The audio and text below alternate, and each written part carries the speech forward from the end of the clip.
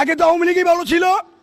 আওয়ামী লীগের আমলে তো এরকম চাঁদাবাদ ছিল না, এরকম সন্ত্রাস ছিল না, এরকম মাদকবাদ ছিল না, আর কিশোর গ্যাং ছিল না। আমরা বিএনপিরে পাশ করাইয়া এই কি নমুনা?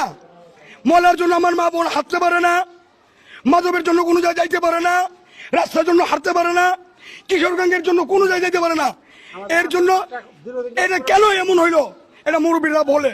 আমরা বিএনপির সাধারণ কর্মী, আমরা মুখ ঢাকাতে পারি না। তার জন্য আমরা দক্ষিণ কেরানীগঞ্জ আমাদের অভিভাবক যারাই আছেন, বাবু ঘোষচন্দ্র এবং অ্যাডভোকেট নিপুণ রায়ের প্রতি শ্রদ্ধা রেখে বলতে চাই, মাননীয় এমপি সাহেব বা এমপি সাহেবা, আপনি আসে দেখুন নিজ জমিনে আমার এলাকায় 4 নং ওয়ার্ডের অবস্থাটা কি। এখানে মাধবের আস্তানা হয়ে গেছে, এইখানে রাস্তাটা চলাফেরা করতে পারে না, প্রতিটা চিপায় চিপায় ময়লা। এটার জন্য কি বিএনপি কে ভর্তি ছিল? এই প্রশ্নের জবাব আপনারা এসে দিয়ে যান, আমরা আর পারতাছি না।